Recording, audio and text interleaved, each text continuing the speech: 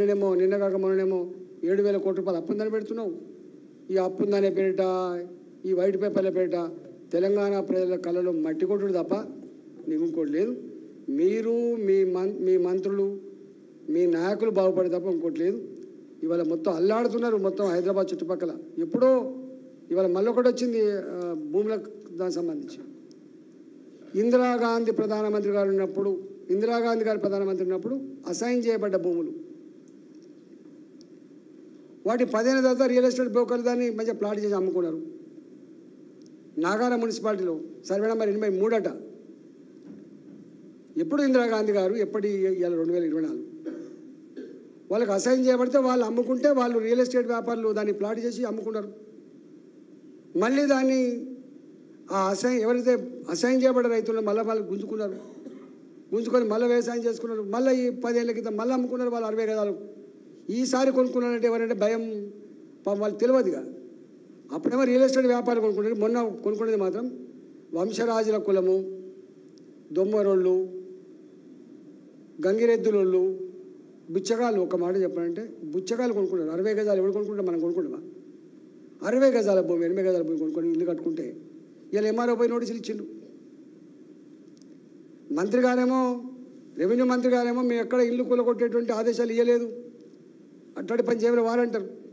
కింద మాత్రం ఎంఆర్ఓలు ఆర్డీఓలు విచ్చలవిడిగా విరుచుకపడి బెదిరియాలి, 10 ఇల్లు కూలగొట్టాలి, వీళ్ళపై బేరం పెట్టాలి, ఆ పేదపై వీళ్ళ కాళ్ళ మీద పడాలి, వాళ్ళకి ఇన్ని డబ్బులు సమకూర్చుకోవాలి. ఇది ఎజెండా.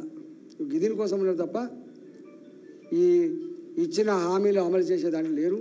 నేను ఒకటే డిమాండ్ చేస్తున్నా, నీకు ఏమాత్రం నిజాయితీ ఉన్నా చిత్తశుద్ధి ఉన్నా ఆనాడు అన్కండిషనల్గా ఏదైతే రైతు రుణమాఫీ చేస్తా అని చెప్పినామో వెంటనే రైతు రుణమాఫీ చేయాలి, లేకపోతే ప్రజాక్షేత్రంలో నీకు తప్పదు శిక్ష అని చెప్పి హెచ్చరిస్తా ఉన్నా భారతీయ జనతా పార్టీకి.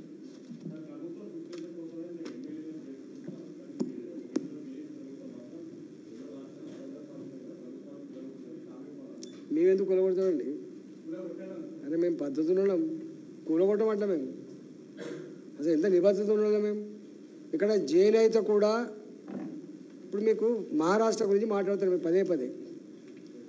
మహారాష్ట్రలో ఎన్నికల ముందే మా అలయన్స్ ఉన్నది. ఉద్ధవ్ ఠాక్రే గారితో బీజేపీ పార్టీతో అలయన్స్ ఉన్నది. గెలిచినాం మేము, ప్రజా మ్యాండేట్ పొందినాం. అక్రమంగా కాంగ్రెస్ పార్టీ దానికి మాటలు చెప్పరాదు పోయి వాళ్ళతో జతకట్టి ప్రభుత్వం ఏర్పాటు చేశారు. ఎన్నికల ముందు జతకట్టినటువంటి పార్టీతో ఉండదా? చెప్పండి మీరు.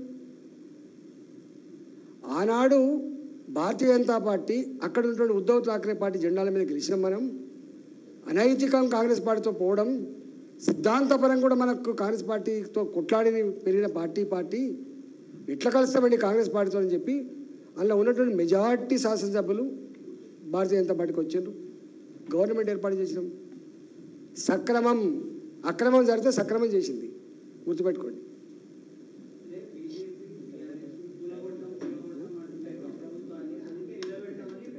ఇప్పుడు నేను రైతుల మీద నీకు ప్రశ్న నా రైతులు చెయ్యి మళ్ళా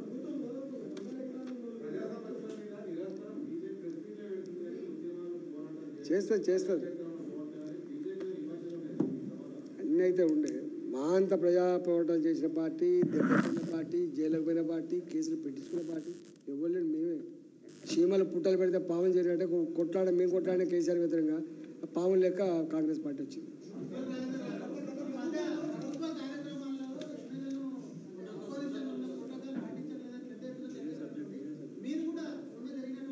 అవును, ఇప్పుడు నేను ఎంపీని.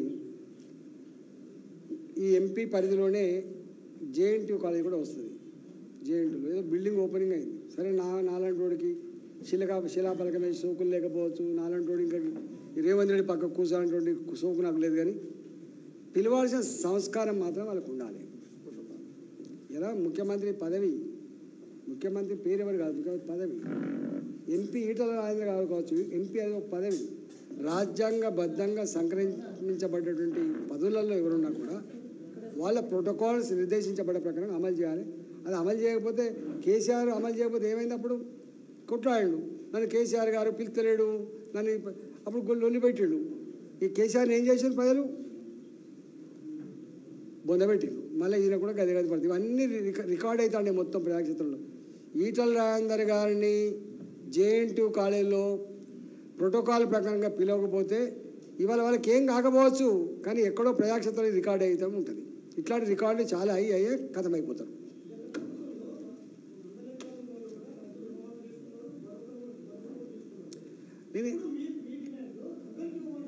నేను నేను నేను మొదటి నుంచి చెప్పిన ఈ దేనికైనా కూడా government always meant for poor, not for rich. ఇప్పుడు మాట్లాడుతున్నా నేను. ఇంకా నీకు తెలుసు, కేసీఆర్ గారి దగ్గర ఉన్నప్పుడు మాట్లాడినా. కేసీఆర్ గారు గవర్నమెంట్లో క్యాబినెట్ మినిస్టర్ ఉండి మాట్లాడిన, చల్లూరులో ఒక సభలో మాట్లాడిన, గుర్తుపెట్టుకో చెప్తాను. నేను బంద్ చేసుకున్నా. తీసుకొని ఒక సంవత్సరం తీసుకొని అన్ని కంప్యూటర్ కొని గరీబ్ పిల్లలకి ఇచ్చేది వేరే విషయం. ఇండివిజువల్స్ కాదు ఇక్కడ ఇష్యూ ఏంటంటే, నేను కూడా అంటున్నా, పెట్టు నిబంధన. ఇప్పుడైనా రైతుల మా మీద ఒక నిబంధన పెట్టు.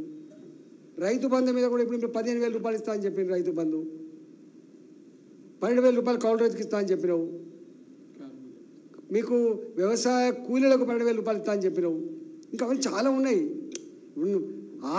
6 గ్యారంటీలే, 66 హామీలే. ఇవన్నీ ఎక్కడ చదువుతున్నాయి ఇప్పుడు? అది చదవాలంటే ఒక 4 గంటలు 5 గంటలు పడుతుంది కదా. మొత్తం అన్నిటి ఫలితంగా కొంత మార్పు జరిగి రైతుల పట్ల దృష్టి పెట్టడం, రైతు లేకపోతే దేశానికి బువ్వ దొరకదనేటువంటి భావనకు రావడం, ఏదున్నా లేకున్నది కాపాడేటువంటి భావన వచ్చింది. దాంట్లో భాగంగానే రాష్ట్రాలలో రైతాంగానికి ఉచిత కరెంటు కావచ్చు, పంటలకు MSP కావచ్చు, ఇచ్చిన MSP పర్ఫెక్ట్గా అమలు చేసే పద్ధతి కావచ్చు, రైతాంగానికి అక్కడక్కడ రుణమాఫీ కావచ్చు. ఈ మధ్య కాలంలో తెలంగాణలో రైతు బంధు కావచ్చు. మొట్టమొదటిసారిగా దేశం నరేంద్ర మోడీ గారి నాయకత్వంలో కిసాన్ సమ్మాన్ యోజన, రైతాంగానికి మొత్తం పెట్టుబడి అందించే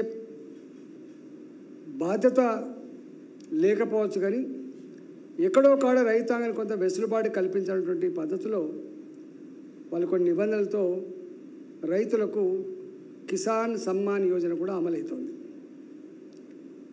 దేశవ్యాప్తంగా నిబంధనల ప్రకారంగా రైతాంగానికి అంత ఉంది.